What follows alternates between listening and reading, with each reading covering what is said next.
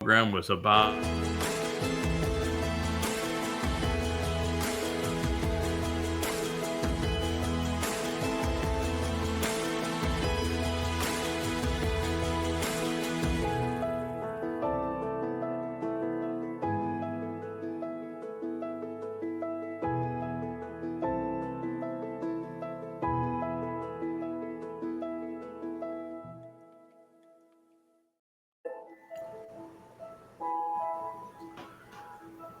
Welcome to the Iowa blog. We're going to try to turn off a little extra sound that's rattling in the background. I think we may have it now. This is Family Hour. It's my pleasure to be here with our cast of characters, such as we may be. We have Kevin up there in the deck. The wind is blowing. It's been a little blustery here. We've got a tropical disturbance that's moving through, not anything other than rain and thunder. Wookie doesn't like it very much, kept me up for a good part of the night because Wookie is not a thunder dog. But nice to see you on my deck, Kevin. And Dr. Jeff, always a pleasure. I understand that the top three of you guys are all wearing Shannon shirts with, the Iowa logo written in Paleo Hebrew that was part of the Shannon visit. I had a great time with Shannon here, as all of you guys did. So, Jeff, good to see you. You're not in the hospital tonight. You're at home. No, I'm at home, and no one's dying to meet me right now. Okay. I'm delighted to hear that. And Kirk, we missed you last week. Glad to have you. Glad to have you back. Glad to be somewhere. Yeah, glad to be anywhere, huh? Yeah. At this point in our lives, that's kind of the approach we take, isn't it? Just glad to be anywhere. Upright is pretty good. And JB, you were going to wear your Iowa shirt from Shannon, but you thought it might clash with your Van Gogh. Yeah. I wore it last week. I didn't want people to think it's the only shirt I have. Okay. You're sitting down so low in your camera that we can't tell what shirt you're wearing, so we didn't even notice it last week. But flat. There you go. Oh, okay, there you go. So, wow, welcome. We may get Leah a little bit later. We got Rich over there in the corner. He's the master of the cables. Boy, I tell you what, for those who saw Rich's production there in the Ocean Studio, where he had the dual moving cameras and zooming out and left and right and panning the scene, isolating like on that pyramid house that's out there on the ocean. That was really quite the production. I think we ought to nominate Rich for an Academy Award. Best cinematography. I'll take an Emmy. Best cinematography. Rich is a maestro.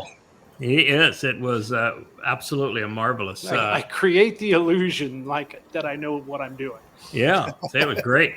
Yeah, it just makes the whole message so much more interesting when you have good visuals and the very fact that we are the only one broadcasting that has an ocean in the background and palm trees that are shimmering and the like. We might as well capitalize on it. Yeah. And both of us happen to not only love that outdoor studio more than the others, because it is so wild. It is so raw.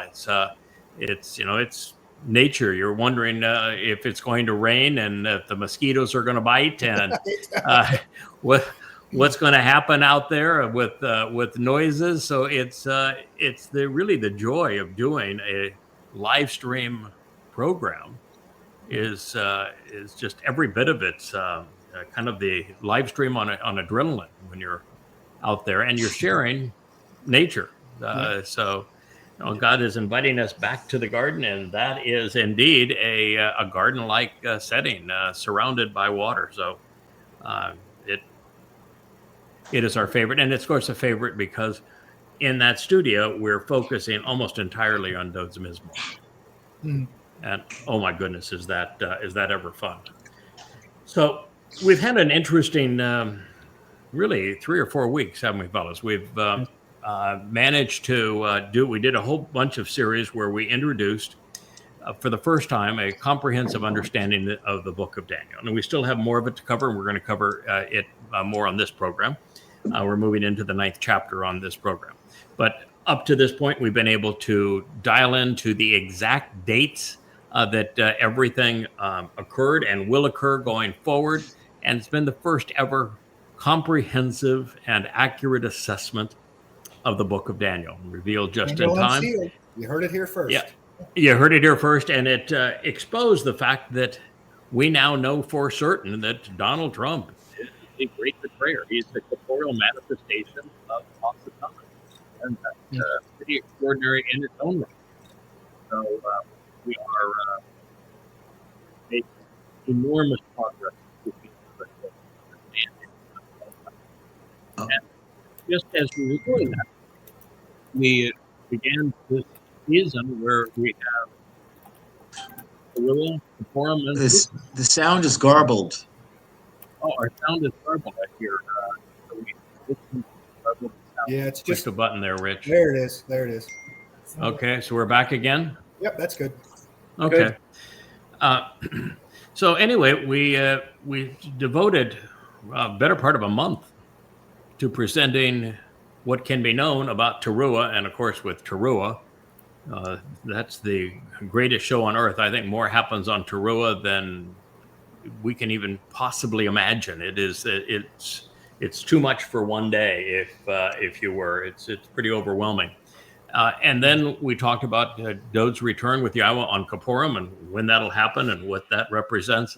And then there's so much that we had the opportunity to learn about Sukkah, because the entire purpose of Sukkah is calling us back to the garden. We're returning to the garden of great joy and what that represents. And I think that program we did last week on the garden may have been among the most enlightening ever. I don't think anyone has ever considered why the text reads as it does and why God shared it with us as he did.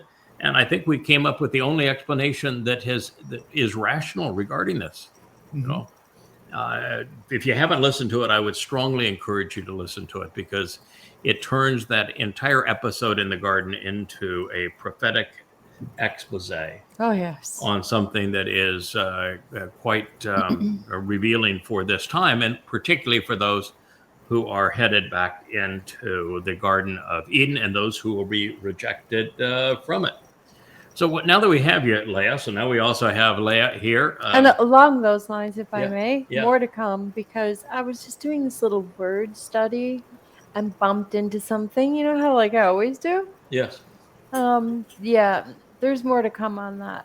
On our return to the garden, or of those who are not going to make it in? Those who aren't going to make it in and those who do. Okay. And who Yahweh thinks are the best among women. Okay.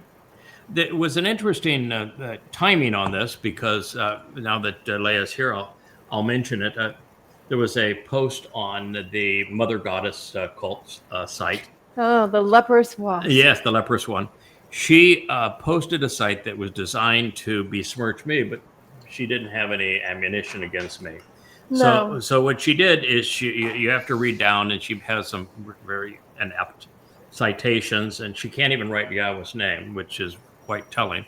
And then she comes to her proof statement. Oh, and her proof statement is that, Dr. Jeff, did you know that the woman who probably loves you more than anybody on earth, now that your mother has passed away and you don't have wives currently in your life, the woman who has probably been the most supportive to you, I hate you. Did you know that? Wow, that's a revelation to me. How often do you and Leah talk? Every day to every other. Yeah, between 4 and 5 times a week. Absolutely. Yes. At least. Yes. Yeah, long conversations typically. Indeed. Yeah. In fact, Leah was so supportive of you when you went through a time where you didn't have really much of anybody other than Leah and myself and your dad supporting you. Wasn't Leah by far your biggest supporter? Beyond a doubt. And didn't Leah's support of you ring so true and so genuine that your dad just came up with an answer for most everything through this whole process of healing, which was listen to Leah? He came up with that conclusion with that before even knowing about Mashal 14. Mm-hmm. Yeah. I don't think that a man can, as a friend, can be any more admired, appreciated, and loved by a woman who is a friend. Platonically. Yeah, platonically, as a friend. Yes. He's like my brother. Yeah, like a brother. I don't think Yeah. it's possible that a man has a more loving, brotherly, sisterly relationship than you have with Leah. No, and I'd like to let the record reflect that because of Leah, helped extricate me from a very, very difficult situation. Mm-hmm. And it was she who really, really led the way for some positive things to happen now. Yeah. I seem to be an expert at extricating people from toxic relationships because I had to do it for myself. Yeah. And I had to do it as well. As a matter of fact, the reason I know so much about that, Dr. Jeff, is that the strategy that we collectively deployed that worked so well was one that I had a different conclusion. And this was back in the time that I was still listening to and supporting Dee. Her view of what should be done was the antithesis of what I thought was right. And so what I did is I went to Leah and said, I want you to cut Dee out of this equation. She's going to kill this man. And what I want you to do is follow the following strategy. And you're going to say you think this is crazy until you hear the whole thing that I think needs to be done. And we're going to get Harold involved. Yep. And I guarantee you this is going to work. And this man has been so dear and good to us. He deserved this support. Yep. And I will convince his father to support him in this way. And I need you to be the point person on this and support my friend. And look at you now. Indeed. I think the Mother Goddess needs a spinal tap and maybe some ECT to begin with. It's amazing that you would pick to try to demean her and me as good a relationship as two people could possibly have. It's because she doesn't have any relationships like that. Everything that she does is either a grift or a coercion or a manipulation. She pretends to be friends with you girls, but talks crap about you behind your back. Every one of them. Every one of them. She hates you. She was openly disgusted with and spoke hatefully of prior Jackie, to forming her. Molly, everyone. Prior to forming the cult, and then she convinced them that she was the one supporting them when it was exactly the opposite, and they weren't smart enough to figure it out. She wants to project her hatred onto everyone else. That's exactly right. That's the key word. She's projecting like a maniac on steroids. Yeah, and then like who lives in Delulu. She actually used this woman who was exactly the opposite of how she was portrayed. Yeah. It was Dee used her for this purpose. Disgusting. Leah did not. She called this woman, talked to Leah, instant messaging, something of that nature. One of the messaging things that I don't use.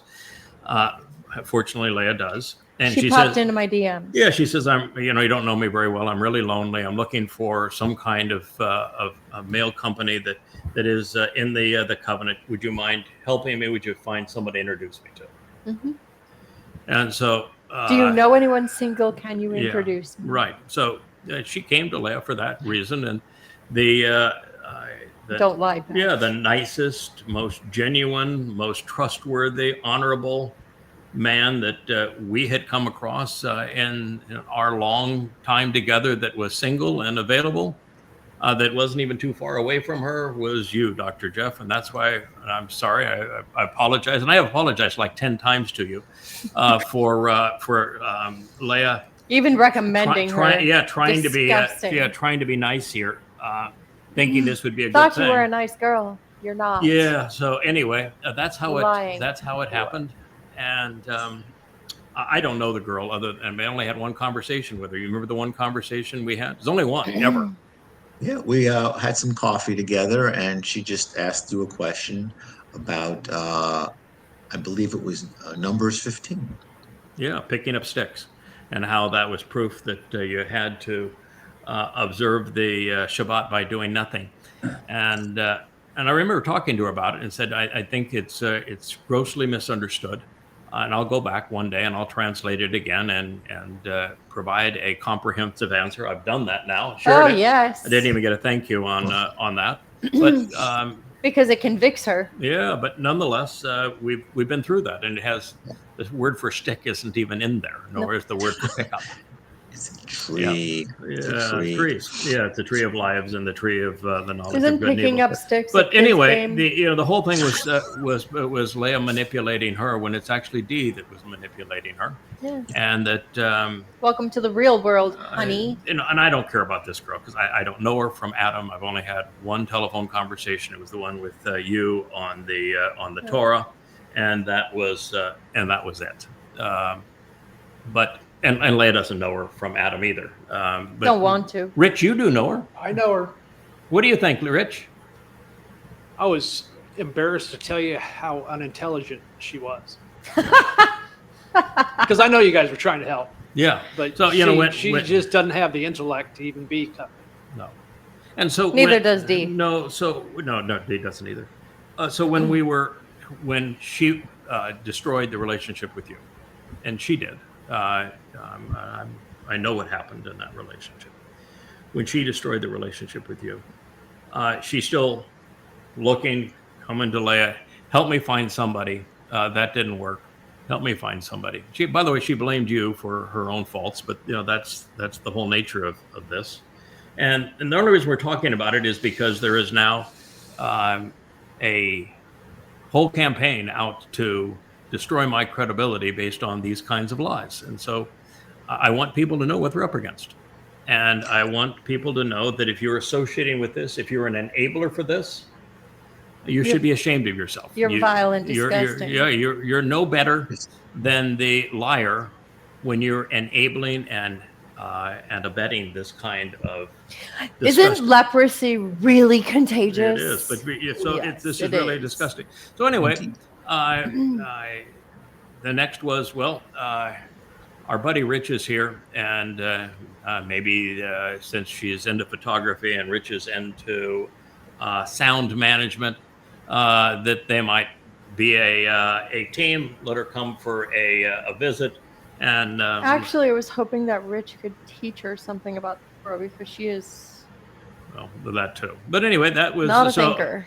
Leah's still trying to help, and it didn't work there. Didn't even come close because Rich says, "I can't deal with this." Yeah, that was basically it, right? Yeah, and she never blamed Jeff. She blamed Jeff's daughter to me.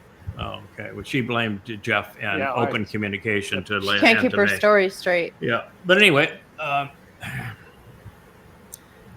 there you go. That's the history of the whole thing. And then I would have cared less about it. And we know some really embarrassing things about this woman. Oh, okay. But the bottom line here is I would have said nothing, cared nothing. Yep.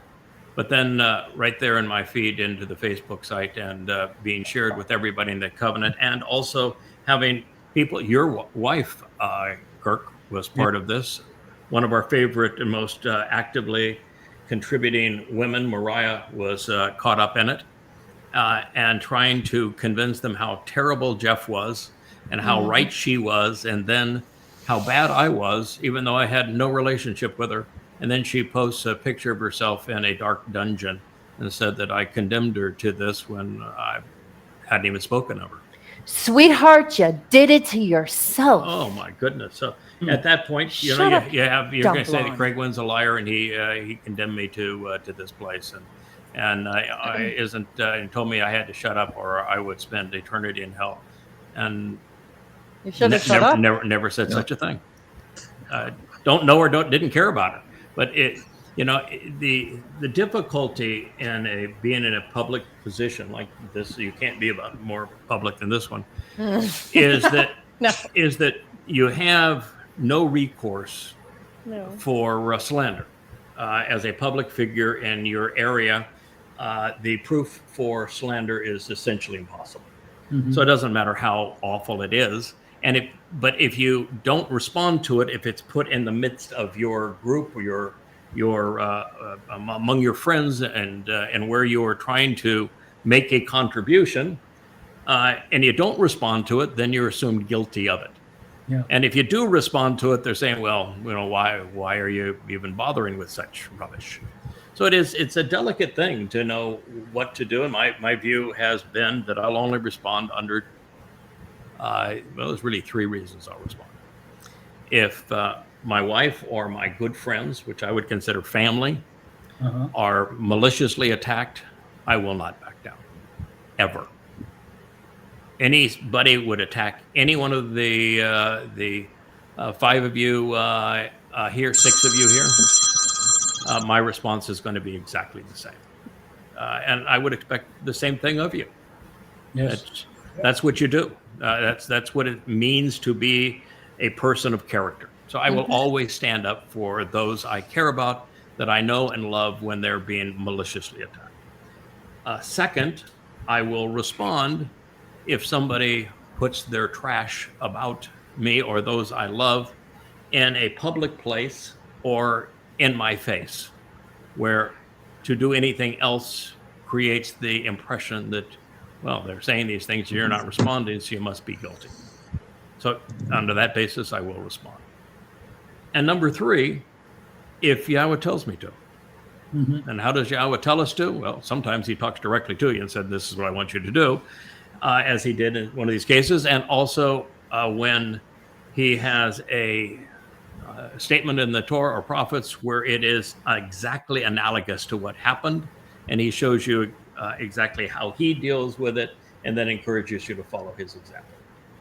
Those are the pretty much it, right? That was our program last week. Go ahead, Jeff. I would just like to say to you, Craig and Leah, that there's absolutely no reason ever to apologize. I go to the mat for both of you, either of you. Craig, from over 20 years ago, from the days of Tea with Terrorists and Prophet of Doom, that's how this whole thing evolved. And nothing has changed. I will also say, in a teaching moment, I try to get this person to stop denigrating herself and casting herself into Sheol by bringing up to her that if you look at what it says in the Torah about the Choder and his coal, that you should cease and desist from what you are doing for your own good. Good. Yep, that is true. But it's since I don't know her, I'm not going to offer that advice. It's not my responsibility. Not my responsibility anymore. And the fact is, she was simply another tool used by a psychopath who has no empathy for anybody. That was the entire purpose.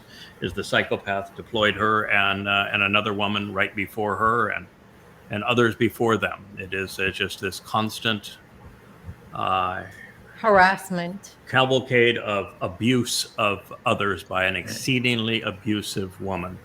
Well, she projects that others are doing exactly what she's doing. And presents herself as a victim when she is exactly the opposite of what exactly. And we want to try and mitigate and attenuate the damage so that they don't strip away other people who are not in the know and who are vulnerable. Yes. And lots of people are vulnerable. We live in a time where people are exceedingly vulnerable, and very few people think, there are people that are part of her little group that I would have thought were much brighter, much better character than to have been fooled in this way. And it's, I think a week ago I actually shared my great heartache over the fact that there are people that are in it up to their nostrils. Yep. That should have known better, and they didn't. Absolutely should have known And better. at this point, it's gotten so out of hand. All I can do is just say, "Shame on you! You're disgusting." Yes. I'm repulsed by you now because you couldn't figure it out when you were told in advance this is exactly what is happening, and it's so obvious. Well, there we are. Now we're talking actually about the Antichrist. And to know him, you have to study the book of Daniel. And we have already heard all of his attributes and characteristics, which were repeated in our review of 14 Isaiah earlier today, where we're told that he was a pervert, he was egotistical, maniacal, disingenuous, a man of such ill repute that he would fundamentally bring other politicians and religious leaders down to Sheol with him. And so we have ever more affirmation that it is, in fact, Donald Trump. My biggest issue on fingering him, even though we had overwhelming proof that it was him and that there's really no other option but him, Goat hair? It's the guy. Goat hair, yeah. Like, come on, that's such a dead giveaway. Well, goat hair. Well, the coppercon of Ezekiel is a pretty big giveaway.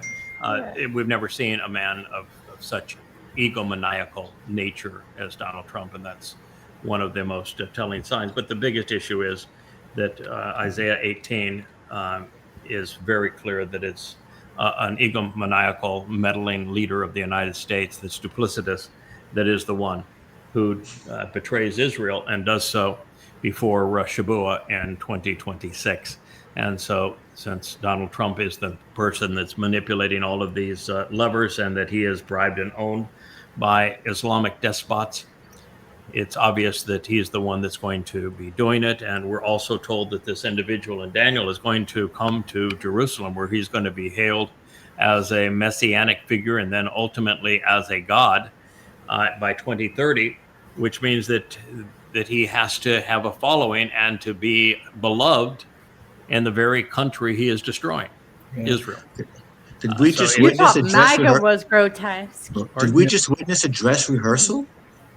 Yeah, yeah. It is. What we just witnessed was the dress rehearsal for all of what's to come, and Israel hasn't been very bright. It's been exceedingly dense regarding Yahweh and about the adversary, and do not know that the man they have acclaimed is the worst man in the history of our planet, according to the prophets.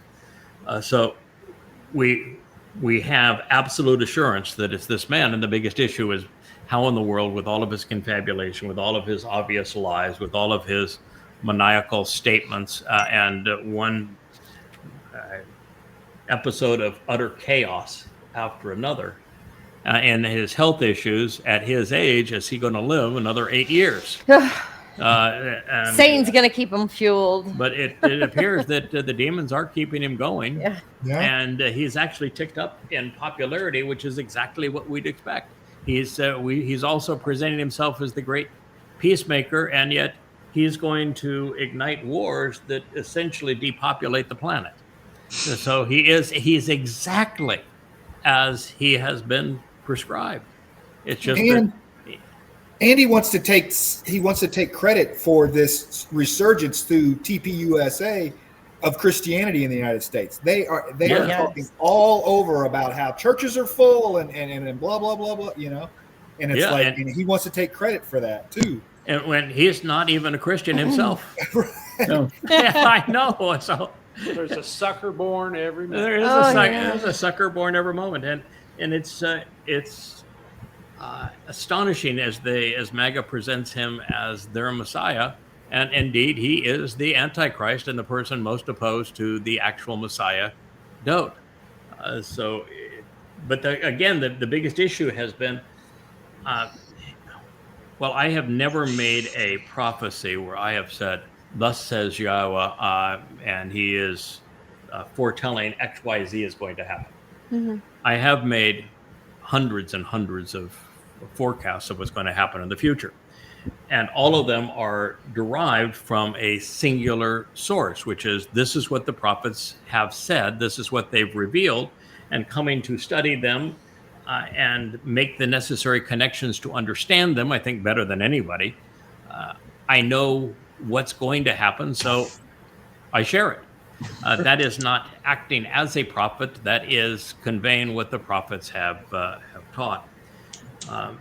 So, in this case, though, it is worrisome because, of course, the man looks like he could fall over and die at any moment, and yet he's to fulfill these prophecies, he needs to live another 8 years.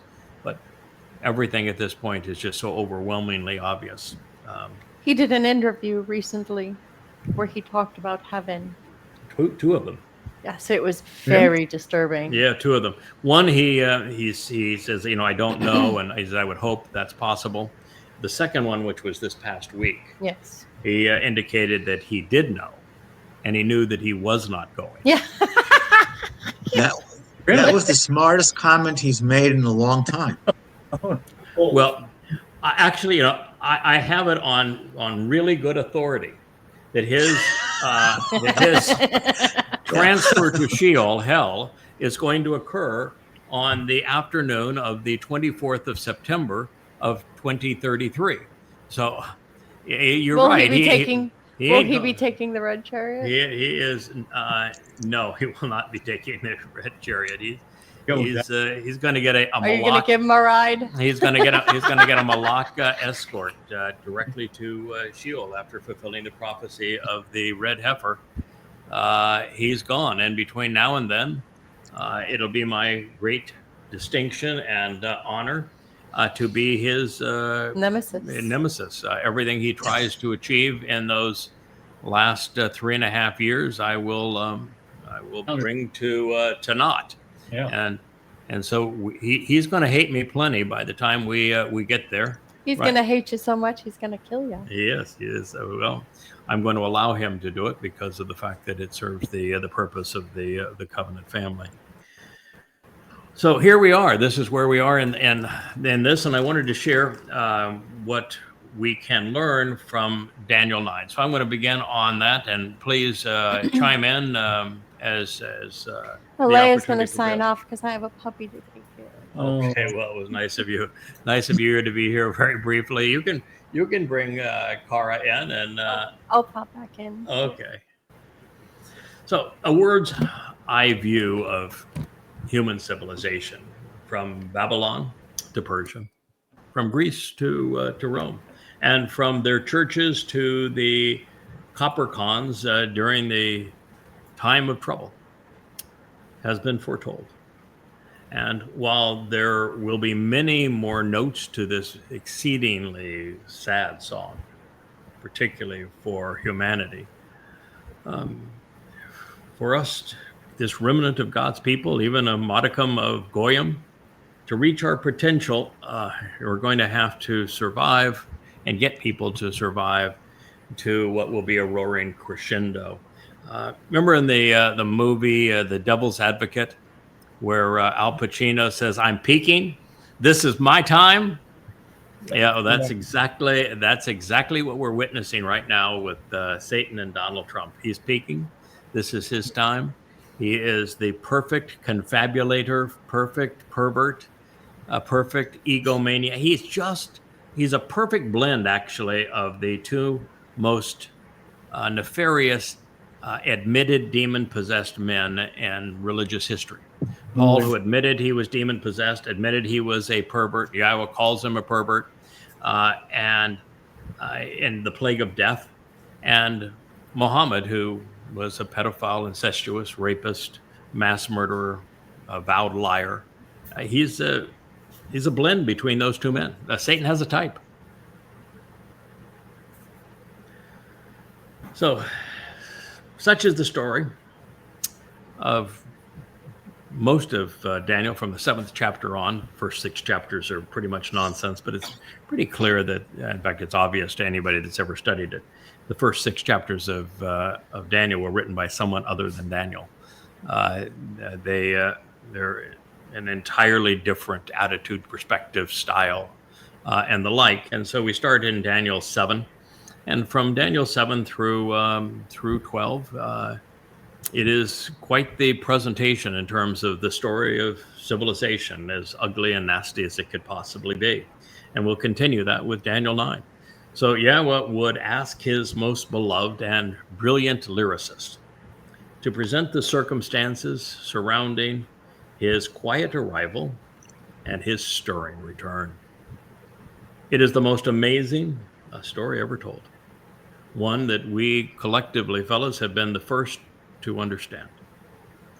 And although it was boldly proclaimed by Dode and faithfully recorded by Daniel in the 9th chapter, the same text has been misappropriated to ineptly portray the rise of the world's most dishonest religion, one that is based entirely on plundering Dode and Yisrael of what is rightfully theirs through identity theft and counterfeit. Now, what is Dr. Jeff has to have his phone, of course, because he's always on call, even if he's not in the hospital. People are always dying to meet Dr. Jeff. He's an emergency room pulmonary doctor, so if you need him, you're probably not doing very well. Yeah. You don't want to meet Dr. Jeff on a professional basis. Let's just, friends, great. Professional basis, probably not. Okay, so what's really interesting here, and I've always wondered about this, the line that Eusebius wrote and then awkwardly inserted way after the time that it would have been appropriate to say, and in the presence of the gates of hell, in Matthew and Mark. Now, once you put it in Mark, of course, it would have to appear in Matthew, since all Matthew is a copy of Mark. But the fact that it doesn't appear in Luke, when almost all of Luke takes what's said in Mark, tells you that it didn't exist at the time that Luke wrote his text, or that even Mark wrote his, since they wrote simultaneously together in Rome about 10 years after Paul's death. So it's interesting to note that this story of, you are the Christ and the Son of God, and then you have the pretend Jesus figure right in front of the gates of hell, telling him that, upon this rock I will build my church, when of course there is no even word for church in the New Testament, and God doesn't have one, nor is there a Jesus person who ever lived. But notwithstanding all of that, he then tells the Peter fellow, who would not have been known as Peter then, even though he's introduced as Peter, because he didn't become the rock until that conversation. So that's a little awkward if you're reasonable. But then he tells them, under no circumstances, and I'm threatening you on this because it's so important, you cannot tell anybody what you just said. Right. You can't tell anybody that I'm the Christ. Well, and that appears in different words in both accounts, which negates the entire statement.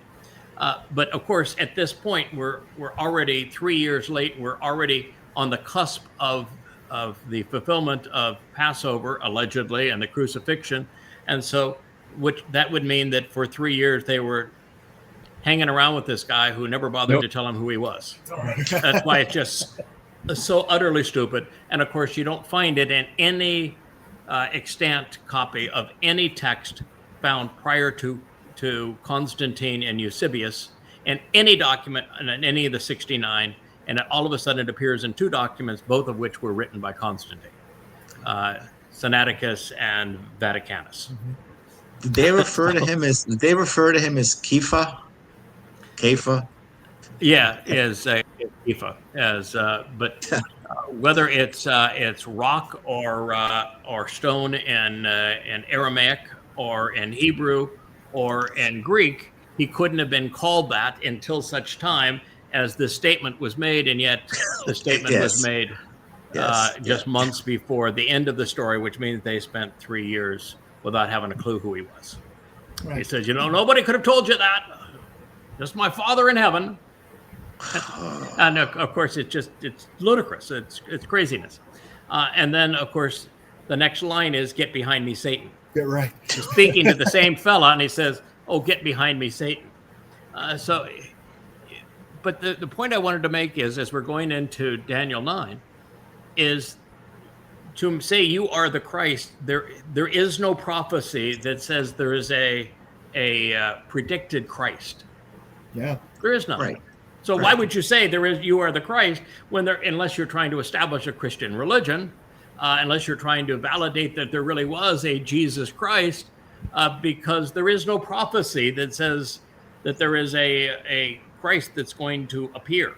Yeah, 400 years after the fact. Yeah. There's only all you got is Daniel 9, which mentions Mashiach, the word that we translate or transliterate Messiah. And it was spoken by Dode, who actually is the Messiah. And it doesn't say what they needed to say.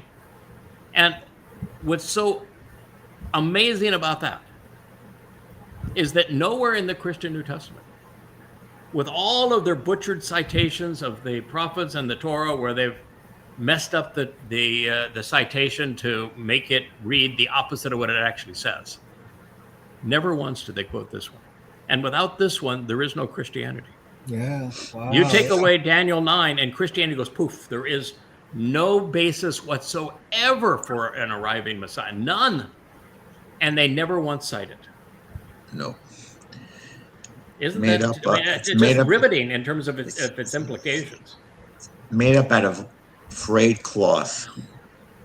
Not even that. There's not a thread to hang your hat on there. There's not a single thread. So I want people to have an appreciation for this, that I'm going to go in and prove that it had nothing to do with a Jesus and there was no foretold Christ.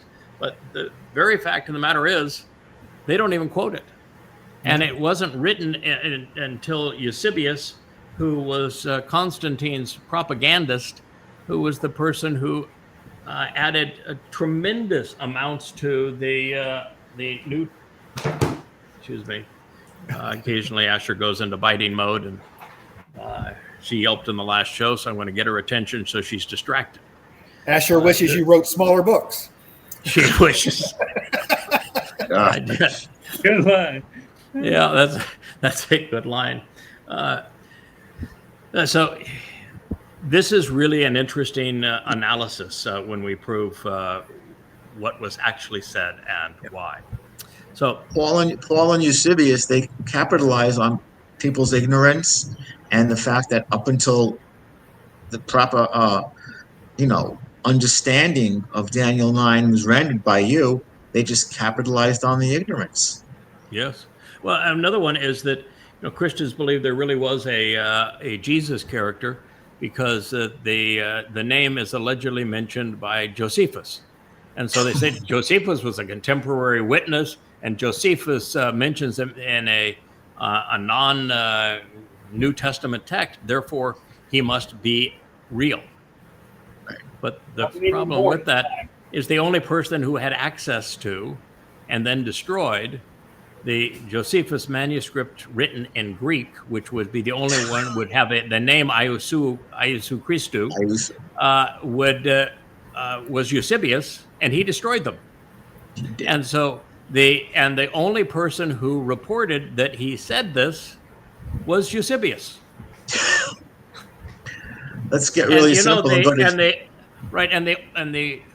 oldest extant copy, we have Eusebius's work in the original Greek. You know what it dates to? 800? 800, the 9th century. 800, 800, the 9th century. And there's a couple of little problems. One is that Josephus was a traitor. He was a vowed liar. In fact, his biggest story, Masada, never happened. I mean, not the way that he tells it. It's the opposite of what he tells it. His biggest story is a con job, and he was a traitor to his people. Right. And that's the reason why he survived the Roman attack, is he was a traitor to his people. And oh, by the way, in terms of him being an eyewitness, he wasn't even born at the time of the crucifixion. He wouldn't be born for another 4 or 5 years. The Masada mendacity. Get very simple. Look at JB's wonderful website, and let's go to Mizmor 19:7. Yes. Yeah. It's obvious that what they're saying is grossly untrue. So the implications of this prophecy, as we're going to find out, are far-reaching. And they resonate throughout the topics that we have already pursued in our approach to Yahweh along the path that he has provided. But more than this, the testimony found in Daniel 9 destroys Judaism, Christianity, and Islam while identifying the beating heart of the actual Messiah, who is the one who brought this whole prophecy to us. The notion of a Christ vanishes without Daniel 9 predicting the arrival of a Christ and therefore of a unnamed Jesus, even though it doesn't mention a Christ and it doesn't mention a Jesus. And the person who mentioned Messiah is Dode. And oh, by the way, we don't even have a Dead Sea Scroll copy of this particular statement. Nonetheless, Jesus is not mentioned. This isn't about him. And there is no other prophecy which speaks of someone being HaMashiach, the Messiah, here to redeem anyone. Therefore, since the prophecy delivered by Gabriel, which is God's most capable and courageous man, addresses the prophet conveying it, there is no justification for an anti-Semitic religion known as Christianity, for Christians, for Christ, for Roman Catholic Church, or any of that nonsense. There can be no Jesus, making the New Testament a contrived fraud, or from the Jewish people's perspective, an outlandish nightmare, because they are blamed for killing the Christian God who is a man. And if anybody's going to believe that God is a man, then you have a real problem with your God. Or that men can kill God. Sounds pretty stupid to me. Yeah. Or that Jews were responsible for crucifixion in Roman-occupied Judea. Wait, that's the kicker. I mean, the Christian religion is just a pile of really, really stupid lies. I wonder if they had the Mother Goddess consult on the book as it was being written. When Gabriel is properly identified, Islam is without the Quran, which, because Muhammad attributed it to him. He's a man. He's introduced as a man. You were told several times that Gabriel is a man, and the word Gaber from Gabora that addresses the Gabor of El, the courageous and capable man of God, it actually means strong man. So it's strong man of God. It's a man. It's not an angel, not an archangel. It's a man. God brought Gabriel as Dode forward in time, just as he brought Michael back in time.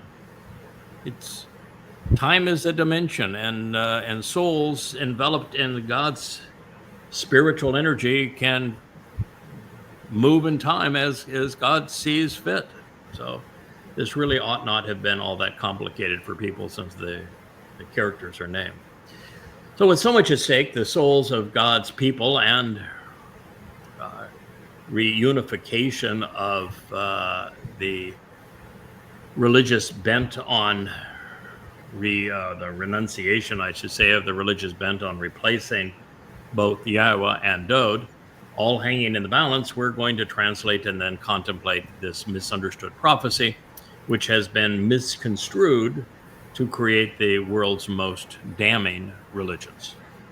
Now, there is no denying that up to this point, the book of Daniel has been a troubling tome at times, particularly when the stenographer speaks on his own account. The flashes of brilliance have come from Gabriel, from Michael, and from Elia, with them providing some of the most detailed and sweeping prophetic portrayals in what is otherwise a dark and twisted tale. Apart from the 7th, 8th, 9th, and 12th chapters, the book suffers from what I call the Babylonian effect, in which Babel, truth, and lies are intermixed and commingled to confound and to confuse. And to some degree, it continues. For example, in the 9th chapter, it opens with several errors in fact. A dunderhead on his own reconnaissance, Daniel claims to have written it in the first year of Darius, the son of Xerxes, a descendant of Madai, who ruled over the Chaldeans. Well, unfortunately for Daniel's credibility, Darius I was not king of Babylon, but instead the 4th king of Persia. He did not kill Belshazzar, the last king of Babylon, to usurp his throne, as Daniel had alleged in the 6th chapter. He was the son of Ahistopus, the satrap of Bactria, and not a Mede.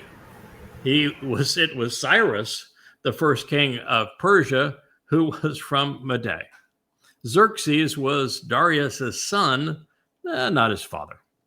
Further, the undeniable. So how you liking it so far? That's history on seizures. Oh, goodness. You might be a little bit confused. Yeah, just It's a smidge. And, it's amazing. People run away from this. If you're, why would you run away from it? Why not just tell it the way it is? Daniel didn't know what he was talking about, unless he was writing down what Gabriel or Michael or Elia said. He was clueless, and even when he wrote it down, he didn't understand it. Yeah. So these are undeniable errors in fact, and they are not an anomaly because they permeate the book and are found in every chapter. Since Daniel made 4 errors of fact in the opening stanza of his first sentence of Daniel 9, wow. we should probably disavow Daniel as a prophet, because he, you can be a prophet and make mistakes. We've determined that, proven it with Moshe, proven it with Dode.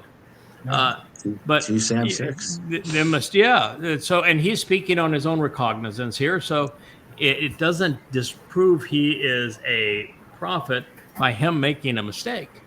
But when there is no attempt to correct it, and there's no insights that he himself is providing that we can grow from, we're just going to have to leave it as he was a stenographer.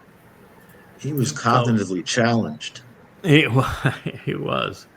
But, he could write, and that was good enough to convey the message. I just did. And fortunately, he was visited by prophets with proven credentials. And we do not have to reject him as a scribe to all that he was shown and told. Now, what is surprising to many is Daniel is the only book in the entirety of the Tanakh in which the person whose name appears on the cover isn't the one delivering the prophecies contained within it. In this case, he was visited by 3 men, the first of whom was Gabriel, the competent, courageous, and combative man of God, better known as David. The second person was unnamed, but all indications are that he was Elia, commonly known as Elijah. We know that because in the end, he is one of the 3 players that bring to fruition God's plans. The third individual to have met with Daniel was called Michael, the one who is truthful and right about God. Like the first 2, he didn't much like Belteshazzar. May the Lord Bel protect the king, which was how Daniel referred to himself. That may have been also just a smidgen of a blunder. May the Lord Bel protect the king is how he referred to himself. You can't make this up. You just can't make this up. And yeah, so go ahead. So this is the real, basically what you just described, Craig, is the real three wise men. Well, yeah, I guess so. It would appear so. These certainly from God's point of view, they are the ram, the bull, and the goat. They are the three that are foretold through Numbers 15 and even through the inception of the covenant with Abraham and throughout the Moed Mikre and all the way through the prophets. It's the same. It's the same cast of characters, and that's who these fellows are. And yet, like Dod and Elia, both men who were prophets, and Michael, who is Yada, contributed a host of prophetic insights while also serving as the herald for his king. It was important to represent the king. There's no reason for the king, Dod, to show up anywhere without his support. Kings just don't arrive and say, yeah, here I am. Now I want to have a little conversation with you. They always come with an entourage. And that's not any different than is the case with Dod. He's usually send someone ahead to let them know they're coming. Yeah, that's why they call the role that I'm playing for Dod, they call it a herald. Wouldn't that be the role of a herald? Yes, sir. And if you're the lesser luminary reflecting the greater luminary's light, the moon reflecting the sun is the symbolism. You would be shining with the reflecting what the sun is offering during the darkness of night. It doesn't get any darker than Babylon. Good. So that's the role, that's the metaphor that God is providing. So the prophecies that Gabriel, Dod, Michael, Yada, and Elijah revealed have proven correct, and they are therefore worthy of our consideration, especially as one who is truthful and right about God is explaining them to you now. And fortunately, the second half of Daniel, which is where the aforementioned prophecy regarding the arrival of Hamashiach appears, was conveyed by Dod, the prophet, king, Messiah, and son of God, who probably knew a lot about this since he was talking about himself. Yeah, it's a little bit. Somewhat familiar. He'd written all of those Psalms, the Mizmor, about the role he was going to play. He even wrote about his own crucifixion 1,000 years before he endured it. So I want to credit him on being pretty well advised by this point. And by the way, at this point, too, he had already spent almost 500 years in Shama'im with Yahweh. Yeah. By this point, there. Can you imagine? Insights. He would have done the same thing that we're looking forward to doing. When the Shabuah harvest comes around, we're going to say, okay, God, we're happy to party with you, but we still have business to do. So please tell me, what did we get wrong? What did we get wrong? So we can go ahead and correct it. What did we fail to see that is far more insightful and useful to your message and your people that we just didn't pick up on in the time that we had? So fill in the gaps on that. And then you're going to say, as we return, what is the strategy you want to deploy? And up to this point, we've worked very well collaboratively, but I'd rather not just go back at it under my own strategy. I'd rather you tell me exactly what you want to. Happy to do exactly what you want here. What's the play, this is working out really well. It's your gig, and I understand I'm a bit player, but I want to do it right. So how about some coaching on this? And we're going to do all of that, right? Uh-huh. And say, how do you want us to respond to people? If we're dealing with numbskulls, do you want us to debate them, or do you want us to follow your example and just do away with them? Yeah. I'm hoping for the do away with them and just follow Yahweh's example. But, it'd be nice to have a huddle with the goat and the lamb before everything starts. Yeah, right. Before it would. Yeah, it would be. And the other guy I want to huddle with is Yashayas, because he wrote the textbook. Yeah. And I've read the textbook, but wouldn't you like to have a consult with the guy that wrote the textbook on what you're supposed to be doing? And so, I'd love to chit chat a bit with Moshe and say, hey, man, I get it, man. I know why you gave up. and now that you've had a little time away from the whole thing, got any advice here? Right. This is really a tough crowd. Yeah, I mean, it's going to be a busy time, a fun time. And then we go back for the 3.5 years, but that 3.5 years is just so different than right now, because you're just not going to be the same as you were prior to spending 3 years with Yah and the goat and the ram and Yashaya and the likes. It just not going to come back as this same person. I think we're confident now. I think we're a little bullish now. Supercharged. Yeah, supercharged. So, recognizing that Yehudim were in Babylon because they had stopped listening to Yahweh, God would nevertheless come up with a way to speak to them. And he did so by dispatching the souls of 3 men who would shape the future, collectively orchestrating a concerto of fabulous prophecies. Among the most melodious of them is found in the lyrics we're about to review. Though these refrains, and through them, Dode explains how his fulfillment of the spring Mikre in year 4000 Yah would resolve the guilt of his people and reconcile their relationship with Yahweh. Unfortunately, Yehudim would remain blind and deaf, woefully unaware of what Father and Son have done for them. We will not make that same mistake. If nothing else, my job is to point the world's attention to Dode, the one at the epicenter of what we're about to read. Now, up to this point, Yisrael's collective ignorance and belligerence remains unconscionable. Through his prophets, Yahweh announced who, what, why, when, and where, even how, he and his son would do as they had promised.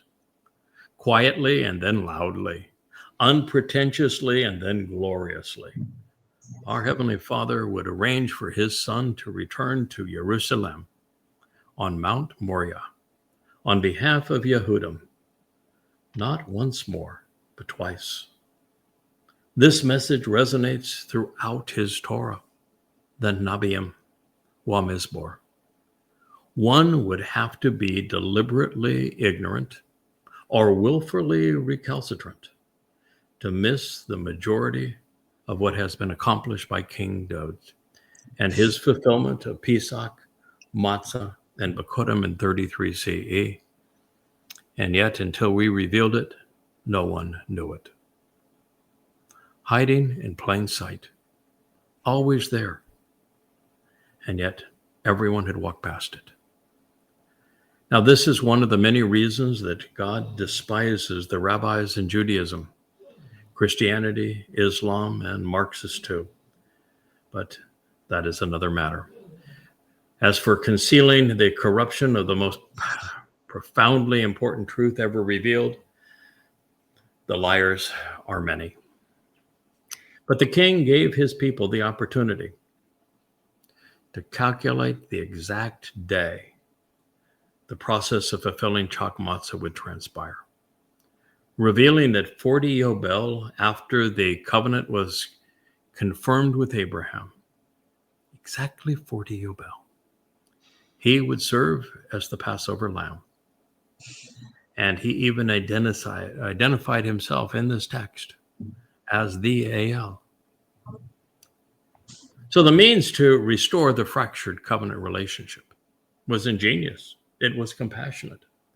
At Dod's request and with Yahweh's consent, God's most beloved redeemed his people during Chak Matzah in the Yobel year of 4,000 Yah, 33 CE. After his nondescript and bludgeoned body fulfilled the sacrifice as the Pesach El, the Ruach escorted and protected Dod's Nefesh in Sheol, while he was burdened with Yisrael's guilt, which he deposited there. During Matzah, he would magnanimously endure the penalty of separation, which would otherwise have befallen his people for their religious defiance. Then released from Sheol, still protected by the Ruach, Dod became as was foretold. He was the Bokor, firstborn of Bokurim, firstborn children, demonstrating the power and the appeal of the Bereth. As a result of what father and son have done, the covenant's children became immortal. They were perfected. They were redeemed from corruption and from religious and political malfeasance. We are now prepared to enter our Father's home as his children. Even better, through the fulfillment of these moed, we are emancipated. We are enlightened. We're enriched. We're empowered during Shabuah, uniquely capable of doing exactly as God intended. By serving as the Passover lamb, the physical body Dod's soul had occupied was being used to open the door to God's home, and it made us immortal. With his soul on the way to Sheol, the place of separation on Matzah, the pervasive fungus of religion would be expunged, making us appear perfect in God's eyes, guiltless. Then on Bokurim, Dod's soul and Yahweh's spirit returned home to heaven, providing a tangible demonstration of our potential for transformation from mere mortals to light in God's covenant family, which is why we're asked to walk into the presence of the uplifting fire, transformative fire. Gabriel, who we know is God's son, our Messiah and King, Dod to David, told Daniel when Yahweh would deploy his Nefesh consciousness to fulfill the first three Mikra. He also revealed when father and son would return to make the promises associated with the final three Moedim a reality. This prophecy provides us with a comprehensive perspective relative to Yahweh's timing. It is the absolute verification that we have complete confidence. And when Teruah, Kippurim, and Sukkah will be fulfilled in year 6,000 Yah, the 23rd and 24th of September being Teruah, the 2nd of October in 2033 being Kippurim when Dod returns, and Sukkah beginning on the 7th of October in 2033. Replete with a full lunar eclipse on Teruah and a full solar eclipse. For full solar eclipse on Teruah and a full lunar eclipse on Sukkah. Pretty extraordinary. In fact, even the beginning of year 6,000 Yah, Abib 1st, there is a full solar eclipse. Wow. And on the 14th day of the month on Passover, there is a full lunar eclipse. Pretty extraordinary. Pretty to good. have all of those things orchestrated. God did a lot of pre-planning to tune all of that. That is pretty exceptional. As a captive in the heart of the beast, in the most corrupt place on earth, in the birthplace of institutionalized religion and its amalgamation into governance, in the very nation Abraham left so that he could participate in the covenant. They were in Babylon. Three of the more interesting characters in Yahweh's story revealed a series of prophecies which unlocked the mysteries of time. In one, Dode pinpoints the very day that he, as the Messiah and Son of God, would fulfill Chag-Matzah in Jerusalem to deliver on the Torah's promise. He also foretells Yahweh's return to reconcile his relationship with his estranged family. Unfortunately, we begin with a sour note. As I have mentioned, Darius I was the fourth king of Persia, 17 years after Belteshazzar's death. And he was the son of Hystaspas, the satrap of Bactria. As he became the spear bearer of Cyrus's son, Cambyses II. Xerxes was actually Darius's the first child, not his father. Further, while Xerxes would rule Persia from 845 to 645 BCE and had a son named Darius, he was murdered by Artabanus so that Xerxes' third son, Arces, could claim the throne, ruling as Artaxerxes in 464 BCE. Sounds like your daughter's a little active there. Oh, we got a hug for Daddy. Yeah.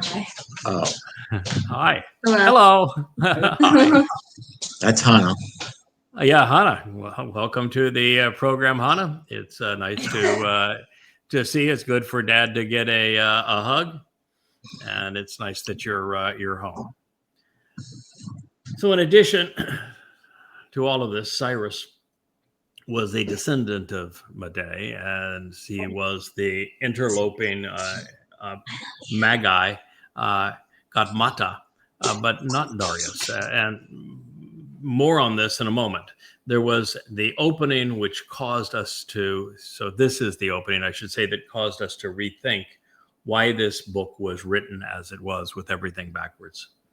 It reads, in the first year of Darius, the son of Xerxes, a descendant of Madai, who reigned as king over the Chaldeans, in the first year of his reign, I, Daniel, by being perceptive and discriminating, came to understand in the written scrolls that the number of years which will transpire in the word of Yahweh to the prophet Yirmiah for the destruction of Jerusalem to be fulfilled and completed was 70 years. Daniel, my God judges, Daniel 9:2. This is exactly what you would define as Babel. The last part is true. The first part is not. Yeah. That is what we call Babel. It's co-mixing, commingling truth and lies. Yeah. Initially, I wanted to run from this statement, but we just can't. As I have shared, Darius was never king of Babylon. Darius I, the Great, ruled over Persia 8 years and 2 kings following Cyrus the Great, who was actually the grandson of the Median king.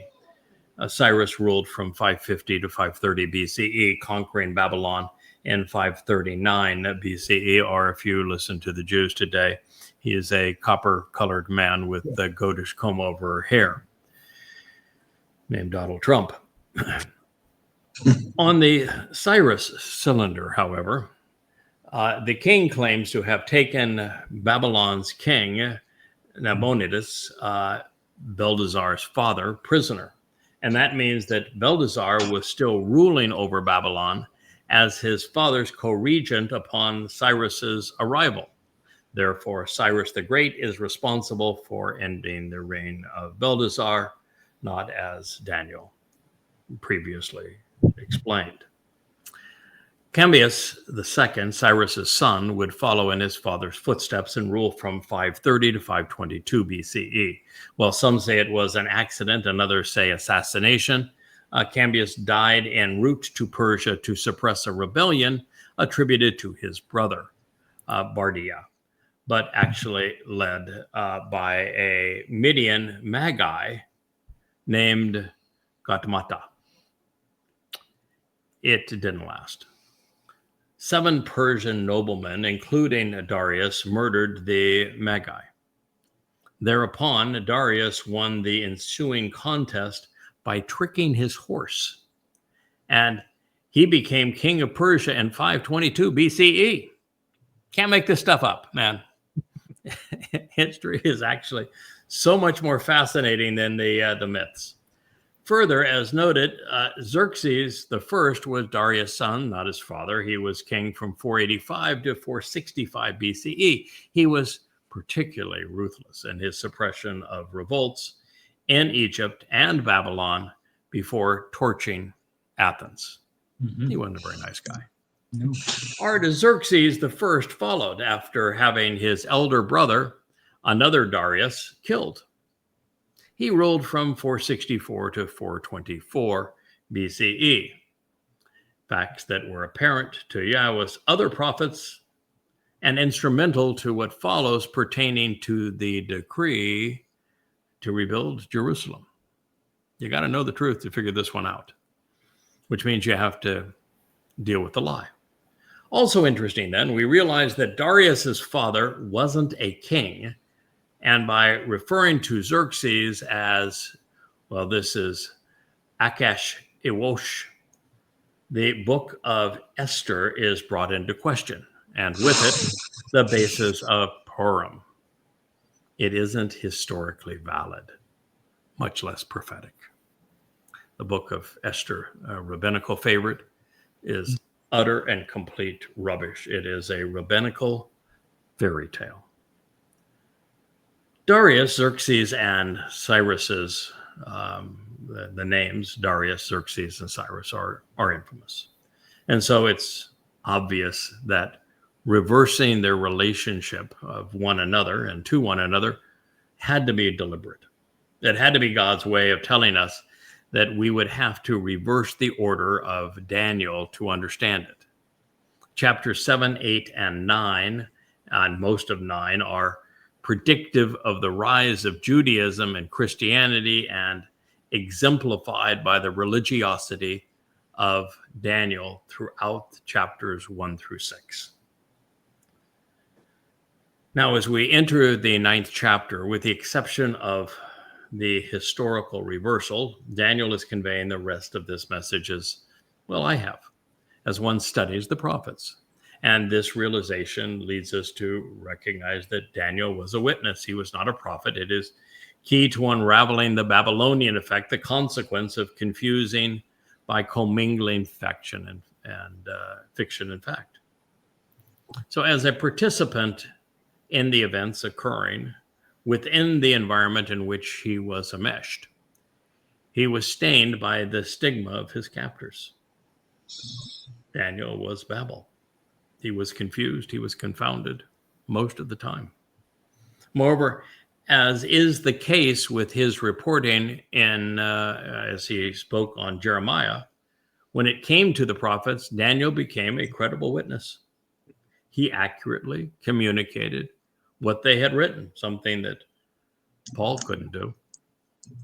And while he was adept at determining what was relevant, particularly to his people at this time and place, correctly interpreting what the prophet had conveyed, based upon what he read and heard, he adroitly positioned his people, showing them the reason God would act while revealing where they fit into his unfolding timeline and plan. So, with Daniel, we do not have to apply the tests that Moshe provided to determine whether or not he was inspired to speak for Yahweh, because Daniel was not acting in the role of a Nabi prophet. He was a character lost in his own story, turned witness who was visited by actual prophets, notably Dod, Yada, and Elia. And their credentials are, from God's perspective, of the highest order. Now, had Daniel discovered what we have learned, he would have appreciated the common denominator which unlocks the mystery of time, Shabbat, which is the promise of 7. There would be 3 40-yobel epochs between Adam's expulsion from Eden in year 0 Yah, which is 3968 BCE, and our return to the garden in year 6000 Yah, which is 2033 CE, followed by a 1,000-year celebration of Sukkah. The intervening dates in years 2000 and 4000 Yah, which would be 1968 BCE and 33 CE, would be distinguished by the confirmation of the covenant with Abraham and Yahweh's commitment to delivering its prescribed benefits through Dowd. God is very open, honest, straightforward, steadfast, trustworthy in his depiction of his story and his timeline, and who's going to fulfill it. It's not as if any of this is hidden. The reason Yehudim, Jews, were confined in Babylon was painstakingly portrayed in the 25th chapter of Jeremiah, which was written well in advance of their arrival. And therein, Yahweh plainly states how long they would remain. It reads, "The word, which for the benefit of the relationship came to be present with Yirmiah, Yahweh uplifts me, Jeremiah, concerning all of the people of Yehudah, the beloved of Yah, Judah, during the first year of Nebuchadnezzar. Nebo protects the crown, Nebuchadnezzar, king of Babel, confounding integration, which is Babylon." So interesting here that Nebuchadnezzar is a pretty decent phonetic depiction of Nebuchadnezzar, isn't it? Mm-hmm. And this was written before anybody had access to anything that would indicate how to pronounce. This was like written before anybody. Wow. Is that yours, Jeff? Yep. I quelled it. It's quelled. Okay, it's quelled. Well, okay. Not only that, silenced. All right. To be a doctor, you have to have big words, huh? That's part of. Actually, quell is also the name of a medication, as you know. Okay. And it kind of rhymes with killed. So, you know, if it's better to say quelled than killed if you're a doctor, because the killed gets you in trouble. Quelled probably doesn't. Ever hear of hair lice? Yeah. Quell is the answer. Okay. Never had that problem before. I've had a number of problems, but never had that one. So now I know the answer to it. I know the answer to a question that I've never asked. We just got to keep you away from the mosquitoes, man. Yeah, that's true. Although right now I've got the best mosquito protection a fella could have, and that protectionist name is Rich. I finally found somebody the mosquitoes like more than me. And so long as Rich is anywhere near me, they go for him before they go for me. So it's working great for me. Keep him away from dengue. Yeah, keep him away from that. That's not good stuff. Okay. So basically, now that we've been quelled, and we have no hair lice as a result. Wait a minute. You got all Just how many lice can you have with 12 hairs? scroll, man. Oh. I wouldn't poke fun if it wasn't for the fact that you brought this up on a phone. You brought this up on a phone call with me a couple of days ago, where you were going in for a haircut and told the barber, "Listen, I got 12 of them up there. I want to have 12 when I leave." Yeah. So. And you got phone. Yeah, so you'll be really kind to them. Yeah, well, I guess you could. Okay, so that's the truth. You are although you're getting a little bit thin there in the front too, JB. You got plenty down here now. But I got the whole receding thing. Eventually, it's going to be really long in the back, but completely bald on the top. Yeah, what do they call that look? Is that a special? Is there a name for that look? I always think of it. There was a comedian back in the 80s and 90s named Gallagher who had that look. Okay, all right. That's what I'm going to go for. You're going for that look. All right, that's a look. And I refuse to cut it. yeah, Kevin, it's not going to matter because you're just going to wear that hat forever, aren't you? I am. That's how I keep my hair tucked up. That's how you get. Wow. Okay. Yeah, Leah keeps on telling me because she is always getting my haircuts, and because of the continuing stress of this job, I'm now losing them at a rate that exceeds the rate that they would normally need to be cut. So I keep on telling her, yeah, I'm not sure that there's any need for a haircut anymore. They're falling out at the rate that you would normally cut them. But returning to the text here of Yirmiyah 25, to apologize, Yirmiyah, you were saying something important, and we quelled your message. So, yeah, beneficially to show the way to get the most out of life, Yirmiyah the prophet spoke to the entire family of Yehudah and to all of the inhabitants of Jerusalem, the source of guidance on reconciliation, which would be Jerusalem, saying, from the 13th year of Yoshia, Yahweh's son of Ammon, supportive, king of Yehudah, Yahweh's beloved, and to this day for 23 years, the word of Yahweh has been with me, and I have spoken to you early, repetitively, and persistently conveying the word, but you have not listened. Boy, that could be said by any prophet at any time, correct? Yes, at any time. Now, one of the things that is interesting, because people have a tough time with God taking prophets forward and back in time, or someone like Dode who was brought forward in time to meet with Daniel, or someone like Michael who was brought back in time to do this. Didn't Yirmiyah tell us that Yahweh knew him before he was born? Mm-hmm. Indeed. Yeah. So indeed, it is true that there are certain souls that Yahweh has identified and formed a relationship with, such that he identified and tested, proved, chosen, prepared, whatever, isolated those souls so they'd be ready to work with him when the time came, and he knows these people before they are born. Yeah. I mean, I'm quite positive that the rhetoric we have from Yahweh regarding to Shamuel regarding Dode is that Yahweh knew Dode exceedingly well before he told Samuel to go find that boy that's down there in Bethlehem. Oh, sure, that's yeah. tending sheep. I would think so. I mean, it's certain that Yahweh knew him before his anointing. And it's certain that Yahweh knew Yirmiyah as well. And when we read of the going back in time and the references to very people, that Yahweh is quite capable of maneuvering souls back and forward in time. Time is just a dimension.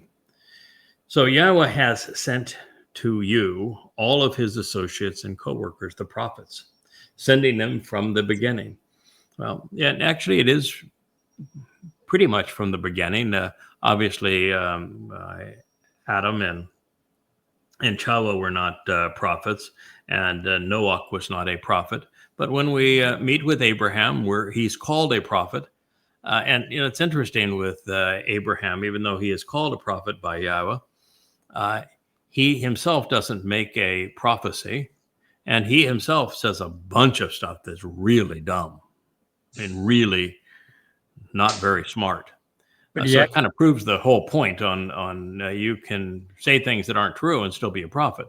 It's there are other criterion, and clearly the most important is God chooses to speak through you and to work through you, and he likes to work through people that he doesn't have to totally control. He likes to work through people who are devoted enough to his approach to learn from him, to grow from him, and to therefore gain understanding and comprehension over time. But Abraham likely is called a prophet because the 5 conditions of the covenant and the 5 benefits that he would discuss with Yahweh served to be prophetic of our time when we came to understand them. And more importantly, when he took Yishak up Mount Moriah, that was prophetic of Dod's fulfillment. Yeah. 2,000 years later of Pesach, Matzah, and Bokodim. So you have, and yet you have not listened, and you have not extended your ear to these prophets. Of your own initiative, please return now, each individual, from going the wrong way and from your immoral and improper practices. This is prophetic. God is still calling his people and saying that he is not going to return to them until they return to him. It is shub for shub or no shub for you. And this was a shub. God's story is consistent. He is not with his people now. There is no protection from Yahweh at this point, but he will return. He is on record saying he will return. And he says he will not return until his people return to him, which means since we're the only ones out there telling them they need to return and how they should go about doing it, we obviously succeed in this mission. That's a good thing. Yes, sir. Then it's amazing what God can do with unskilled labor, huh? Mm-hmm. No offense. Yeah. Excluding yourself from that, you're the most. Well, I guess everybody here has skills of their own. So then you can choose to live and remain. If you return to Yahweh, you can choose to live and remain upon this ground, which it's Adamah, as a result of the bloody red man of the earth, which to enjoy the benefits of the relationship Yahweh has given to you and to your fathers as a restoring witness forevermore. So here we have the Adamah, the bloody red man of the earth, the man from Edom, and he is presented as a restoring witness. And that is going to be the means that the children of Israel eventually will be able to live in their land forevermore. Therefore, you should not continuously chase after other gods. Boy, did they ever do that? Hashem, Adonai, G-D, Jesus Christ, Allah. They're responsible for all of them. Serving them, neither bowing down nor worshiping them or speaking for them. God's not into bowing down or worshiping. Don't do it. Do not habitually provoke and grieve me with the product of your hands. Then I will not distress or trouble you. God is not the least bit pleased with the idea of people changing his name, erasing his name, replacing his name, and creating caricatures of him. However, you have not listened to me, declares Yahweh. So therefore, you have provoked me with the work of your hands, doing so to your own detriment, bringing misery upon yourselves. Why do people do this? God's message is so clear. It's what he's offering is so wonderful. Why not just capitalize on what he is saying? And so this entire land will become depopulated and deserted, wasting away. And because of what they have become, they will be reduced to servitude by Goy Melech Babel, the Gentile king of confusion, for 70 years. Wow, what a name. Goy Melech Babel. Wow.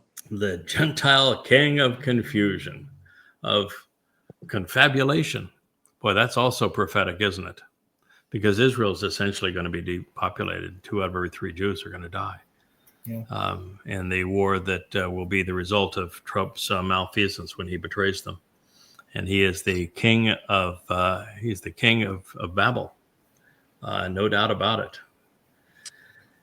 So the approach of Daniel that he took to understanding this is actually much easier for us today. We have access to vastly superior tools, from interlinears and lexicons to dictionaries and internet searches. We also benefit from a much broader perspective now that we are aware of how many of these events played out in our distant past. And while the answer to Daniel, the one that he was seeking, was clearly articulated, we do have a lot less that we have to work out to get there. For him, it was all yet to occur, and yet for us, only the events of the last days remain, and we have seen all these other pieces of the puzzle fall into place. It makes us exceedingly easy to put the last ones together. I mean, when you do a jigsaw puzzle, once you get it all framed up and you get almost all the pieces in, you got another 20 that are left. You could put those 20 in your sleep with your eyes closed. Yep. So that's kind of where we are in God's story at this point. You've become the master. Go ahead. You've become the master of the retrospectoscope. The retrospective scope, yeah. I don't think I could even. I mean, I was good with quell, but that is way too many syllables for me. I suffer from Mosheism, these things very well. But I was impressed that you could say it. It's entertaining, if nonetheless, and I'm sure I represent that statement. Well, there you go. Well, I gotta give Kirk a small bone. Kirk, we have stem cell therapy, man. We can get you looking like Curly when we're done. Saving now. We're all going to come back as a better version of ourselves, don't you think? I'm not. You're not, huh? Exactly how I am. Exactly. A man that is comfortable in his own beard. I am not going to be 6 foot tall. I don't need abs. None of that. I am just fine. You're good with who you are. Yep. Wow. I just don't want the allergies anymore. I'm fine with my looks. Okay. I want a new prostate. Cat's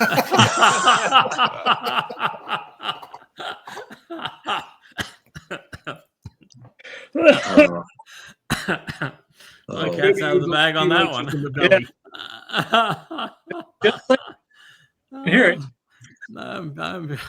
I'm sure we can work that out. That's what's coming over the next few weeks and months.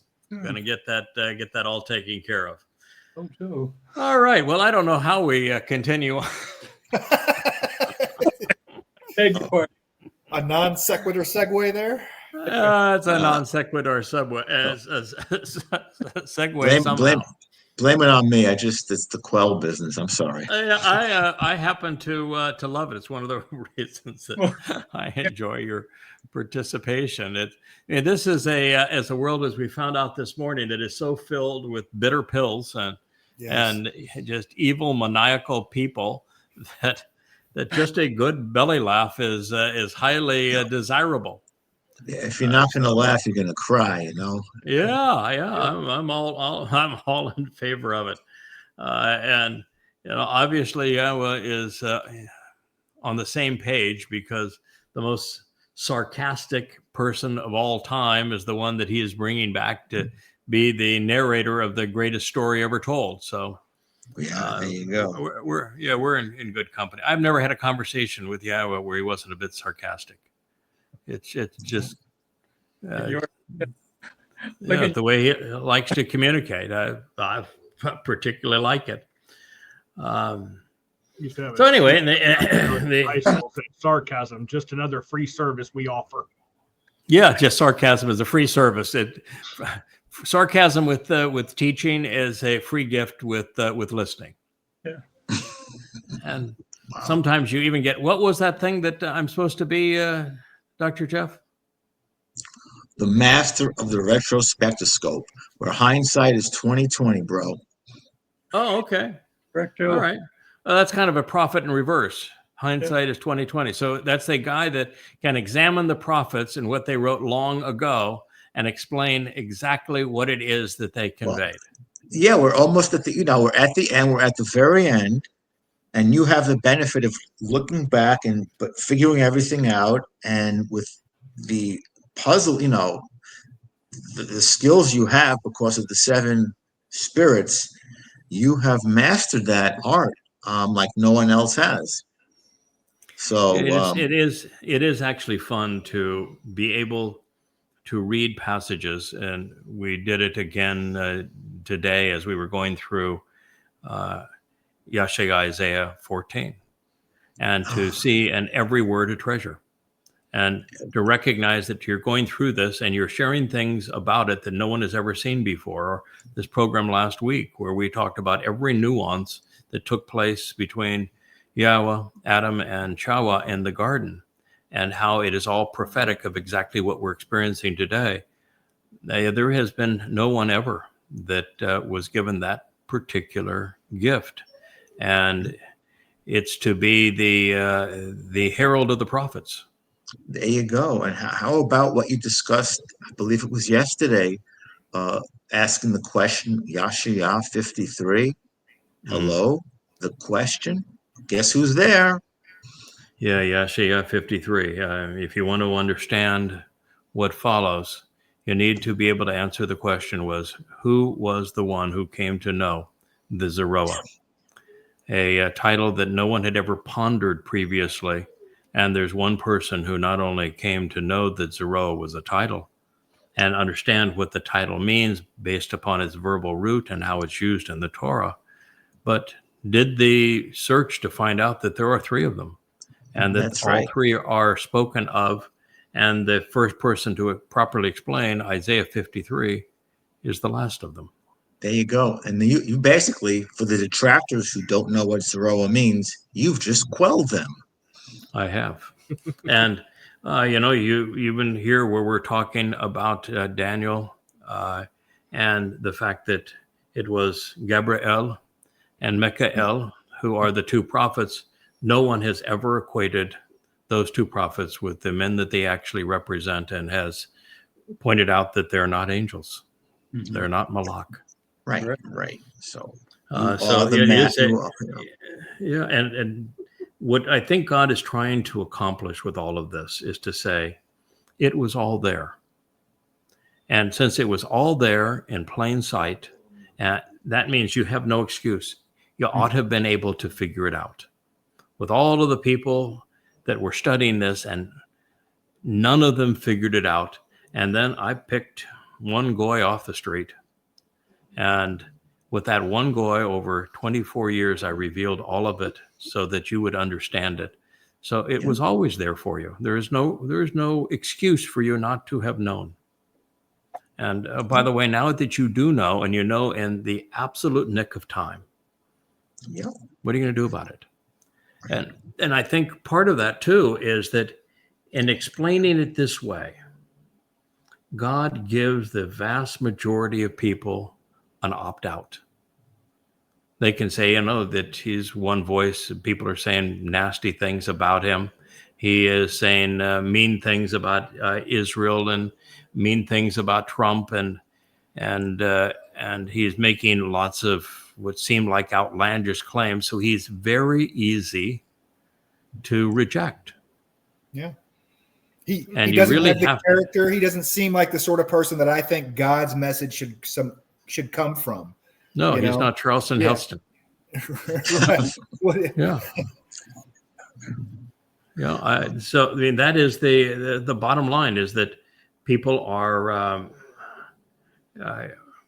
can find it easy to reject somebody that doesn't have a fancy title, and somebody who is just coming to them with evidence and reason, quietly from a little corner of the world, having written 35 books to lay it all open, all on the line for them to understand. And the reason God is doing it this way is he doesn't want a crowd. He got a crowd on earth that didn't turn out so good. They became religious. They became political, became violent. They became murderous. And, in the next 8 years, it's going to be devastating. So what God is trying to do is depopulate the planet and get back down to a family-sized group of people that he can relate to and enjoy from now through eternity. So the role isn't out here to convince a bunch of people. It's not to find a following. It's to convey the message such that a thoughtful, open-minded person who wants to explore evidence and reason and come to know who Yahweh is, appreciate what he and his son achieved, it's all there for you. And that's the kicker too, that all these people that are left are all going to be on the same page through Dode, Correct. as opposed to just folks that, oh, well, we love Yahweh, we love Yah, I read the Torah. No, you're coming through Dode. Yeah. You are. Yeah. Dode's the boss. Mhm. And if you're not appreciative of what he's done, you don't understand what he's done, you're not focusing on sharing what he has accomplished, you're trying to pervert anything that he has done, or you're perverting his father's name, or you're not focused on what is the intent of this message. We're open to have any goyim who is listening to this join us and embrace the Torah, the Bereth, the Mikre, Yahweh's name, and Dode, and be part of this family and participate in the harvest. But the fact is that the focus has to be on Yisrael, because God is returning to Yisrael. And at this point, there are very few Yisraelites that are listening to him, and that needs to shub for all of these other things to transpire. And so our focus is on Yahweh, Dode, and their beloved Yisrael and Yahudim. Mm-hmm. And if you're not synced with that, you're not going to be part of the covenant. And as you said, one of the things that we're just not with Dode, we're working for him. We're serving him. Yeah. To be part of this covenant family, you're going to work. Mhm. This is not a passive relationship. You can't say, well, yeah, I love Yah and I'm covenant. Maybe you're not. What are you doing? What is the daughters are the best, aren't they? What are you doing to demonstrate that you are what you say you are? Those people who claim that they were covenant and are now off advocating and creating cover for a mother goddess who has lied to them about everything and is now so vile and destructive. Obviously, they weren't smart enough, or they didn't have enough character to really be covenant. So you can very easily write yourself out of the story. And lots of people have. And that's fine with God. God's not chasing anybody. When Adam and Chava acted up and all they did is take one bite out of something that God said, don't do that. If you do that, well, you can do anything you want. You can eat anything you want. It's just that if you do that, there's a consequence. God followed right through with the consequence. He didn't say, hey, I'm really sorry you did that. Let's want a second chance. Yeah, let it not happen again. Yeah, I'm gonna be Mrs. Kirk. I'll forgive you. No, he didn't do that either, did he? No, he booted him out of the garden and gave him a tongue lashing on the way out. This is who he is. You're doing is very much the exact opposite of religion. Religion tells people these nice, comforting lies to lure as many people as they can in. And what you're doing is giving out the complete, absolute truth to drive as many people away that don't want to know the truth, because we don't want those people there. That's right. We're not trying to get Christians to embrace this. We're not trying to get Muslims to embrace. We're not trying to get the Haredim to accept this. No interest in that. We're trying to tell people, don't associate with them. They're bad. Don't be a Marxist. Don't be a MAGA. Bad stuff. And if you're willing not to engage in those religious and political things, then there is an opportunity for you to take the time to know the truth. But you better hurry up, because there's very little time left and there's a lot to know. And the truth has never been popular. Exceedingly unpopular. History. And it's not just that the truth has been unpopular, and that lies, particularly religious and political lies, are the most popular things ever. But Yahweh has never been popular. No. God has never been popular even with his own people. Freed them all from slavery, and they told them to fuck off. Yeah, they did. Yeah, go away. We don't want to hear from you or see you again. And then they drove Moshe absolutely crazy. And then they prayed around and pretend that they're Torah observant, when everything that comes out of their mouth is adverse to Yahweh and adverse to his Torah, and in cahoots with their own rabbinical gibberish. And it's just gibberish. you look at these fools and you say, oh my God, God's got to be so upset, so disappointed. It's just amazing that he didn't sometimes say, it's just not worth it. The hell with this planet. Let's call this one a loss. Let's go to Mars. Let's occupy Mars. Yeah. Gotta be something better than this. This is just awful. You have to know that there wasn't much to draw from when we become the voice of God at the most critical time. That there wasn't much for him to draw from, with the exception of you, Rich. I know that you're looking at me like, how could you say that about me? I'm just hiding in the background. Hiding in the background, Rich. That's Rich's favorite. But it is true. That's why, I agonize over this all the time. I feel immense sorrow for God that at the time that he asked me to do this, I was the best he could find. That just should not have been the case. He should have been able to do better. Look what you grew to. Well, yeah, it turned out really good. Yeah, he knew that. At least he found someone. Yeah, at least he found someone, and while that someone might have had, his hiccups and his issues and his flaws and that sort of thing, the very fact is, we accomplished the mission. We've done the job. We did exactly as he wanted, and we've done it. We've done it well. These 35 books that surround me, they are powerful. These shows that we're doing, they are compelling.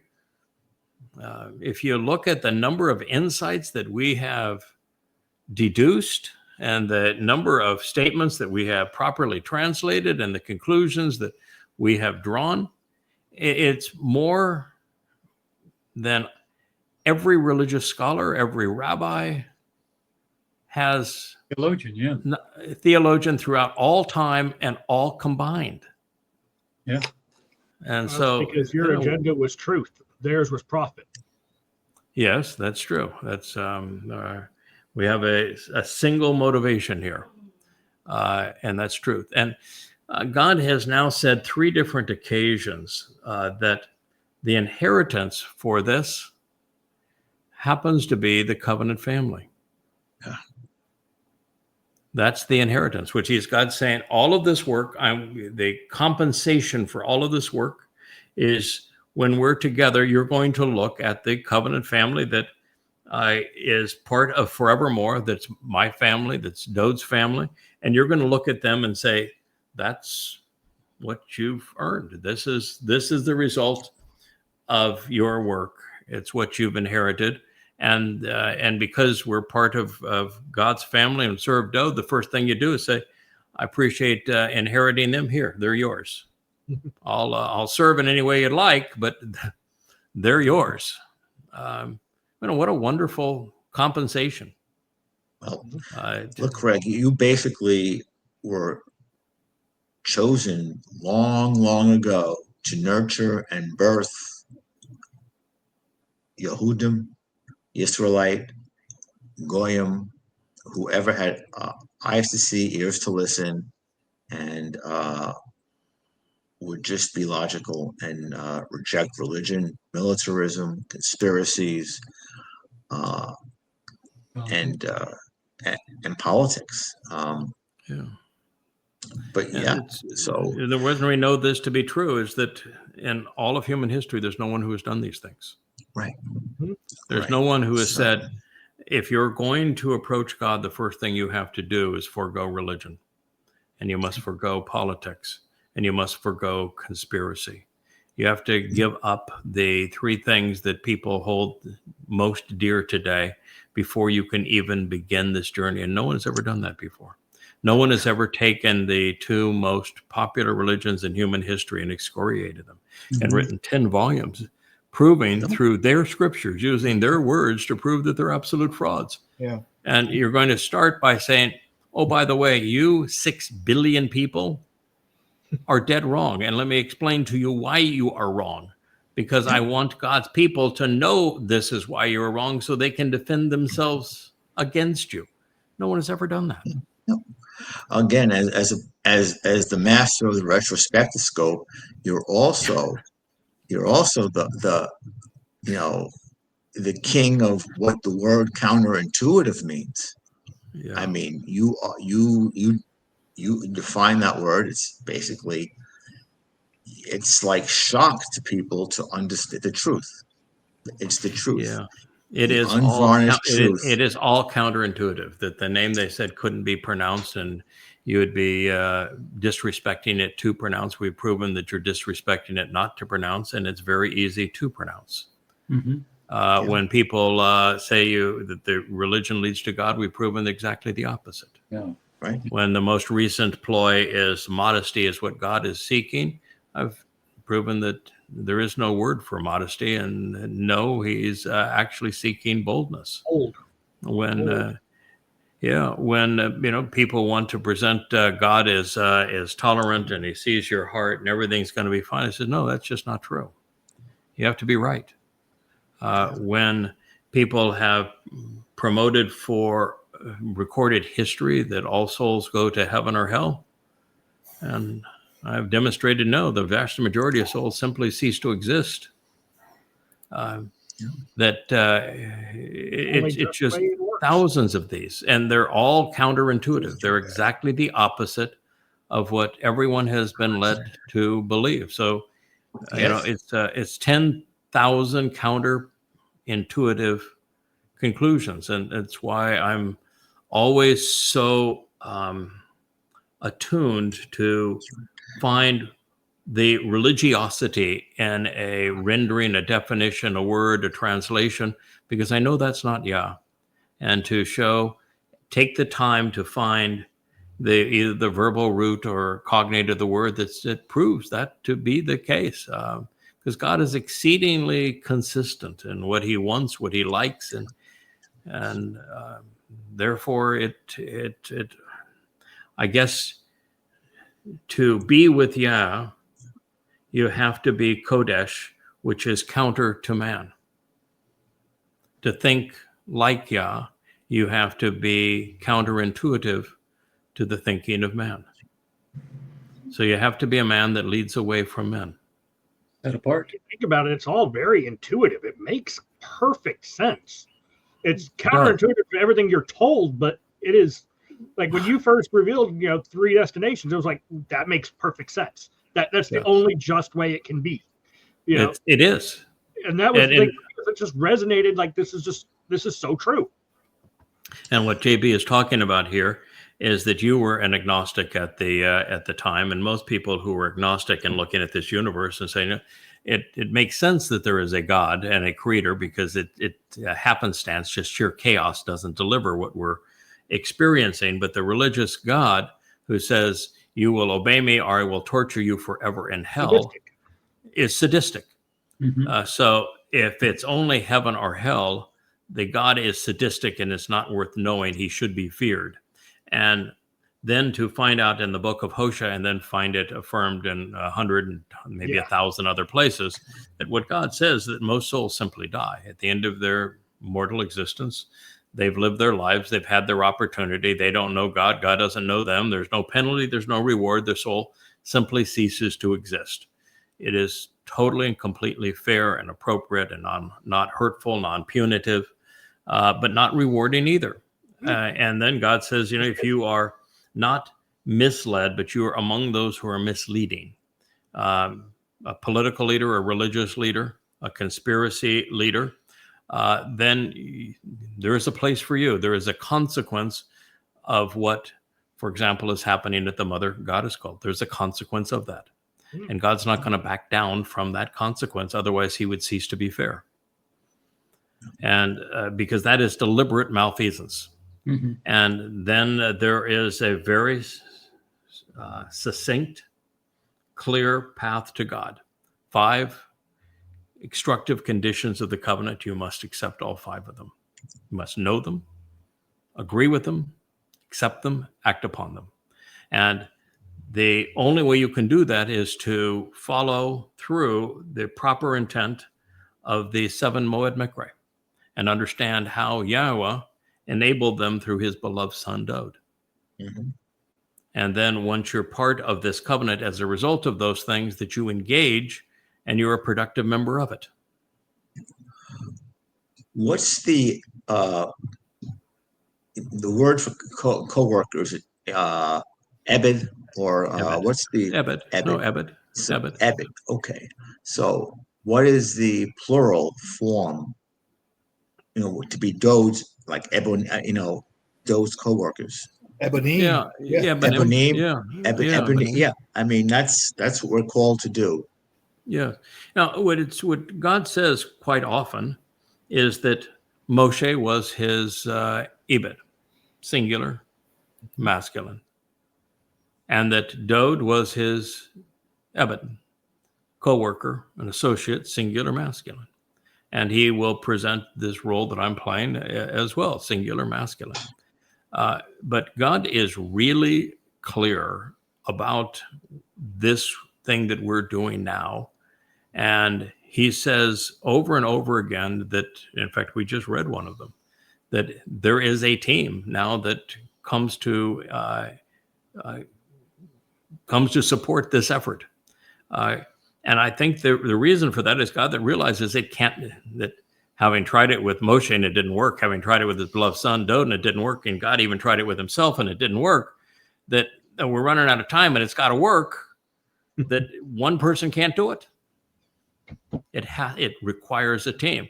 So God's pretty consistent. He's going to pick one person to be his coworker, but that coworker has to be able to do what Dode did and what Yahweh does, which is to delegate. He's got to have support. And that's what we're accomplishing here, because this can't be done alone. And what you end up with is a group of very dedicated, loyal, hardworking, very knowledgeable individuals supporting this collective effort of Yahweh to awaken his people so that they accept his name and accept his beloved son and come to know the truth and change away from religion and politics so that we can all celebrate Sukkah together for 1,000 years here on earth. There you go. This is the purpose. And God's also clear that it's not just now, but during that last 3.5 years, we're a team then. And during the 1,000-year celebration of Shabbat, he brings back exactly the same team. We're a team then. So it's just as it says that Yahweh is a great shepherd, Dode is the chosen shepherd.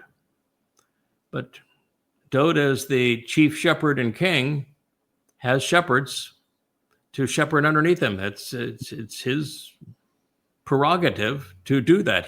This time he's not going to have all the stress of doing this job alone. He has a whole team of people around him who are going to be supporting him, and it's going to be a joy to work with him. And what we have found out that there are times that he needs help. When I can't wait to share it. I've finished my translations and my analysis of it, my commentary of it, but it may now be my favorite all-time prophecy, but 2 Samuel 6, the preamble to what was my favorite prophecy of all time, 2 Samuel 7. Dode absolutely fails on transporting the Ark of the Covenant into Jerusalem, to the city of Dode. And he not only fails, he gets mad at God for what happened when somebody interfered with the picture of the fact that the Ark of the Covenant is being positioned in Jerusalem by a bull. And he didn't like the picture that was being portrayed, didn't understand it, got real mad at God, and just gave up and said, nothing I can do. I can't get it there. So somebody else is going to have to get the Ark of the Covenant to me, because I'm giving up. I don't know how to do it. And so, you got a guy. His name was Obed-Edom. And Obed-Edom is the one who is doing the work. He is, it's Obed-Edom. It is from the same root that says co-worker. He is the one doing the work, who heralds heads from Edom, which is the man that's going to reconcile the family.